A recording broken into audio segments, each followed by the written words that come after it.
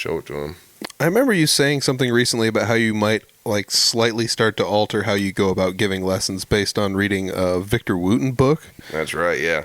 And I'm still taking notes on it, you know. And I have to credit Brad Hofing for that, actually. The mysterious Brad Hofing, who's never been on the podcast. Yeah, we're not even sure if he's a real person. No, he's not. He's not, actually. I think it's just a character. He's not even a real person, no. Yeah, the cat's out of the bag. But, yeah, he did lend me this book. I would suggest any musician reads it. Do you know what it's called off the top of your head? The Music Lesson is what it's called. You know, and it's kind of a silly book, you know, in a lot of regards, you know, and I wouldn't even call it a well-written book.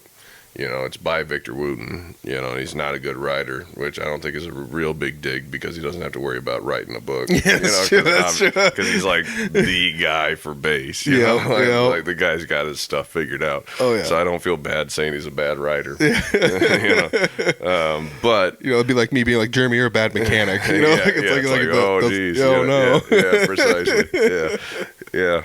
But... Also, it is a genius book. I think the book is genius, and I'm actually planning on changing my curriculum a lot based off of just the aspects of this book and how there's an outlook on music.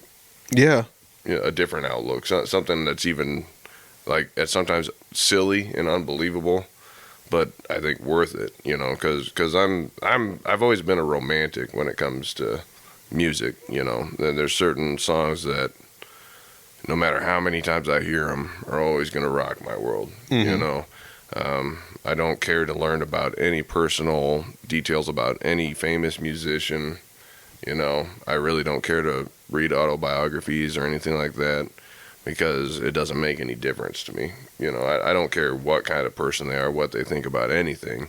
You know, either they present a craft that moves me in a certain way or they don't, you know, and nothing about them is going to change that. It's not going to enhance it. It's not going to diminish it. I just think it's irrelevant, I guess, when it comes down to needing to know personal details about musicians. Yeah. But this is a book to where it's worth it. It's worth to know personal details about what this guy thinks. So it's not like an autobiography then? No, I wouldn't say so, but it's supposed to be a book that's based off of what he considers his most formidable years of learning music, which happened after he was already a pretty accomplished player, and then he meets this mysterious cat. It's really kind of unsure whether, you know, it's pretty open-ended on whether this book is a lie or not, whether it's even true or not, any of the stories that he tells. So maybe he met this guy, he presents it as fact, you know, but also at the very beginning of the book he has some quote that says something like, you know, what is truth really?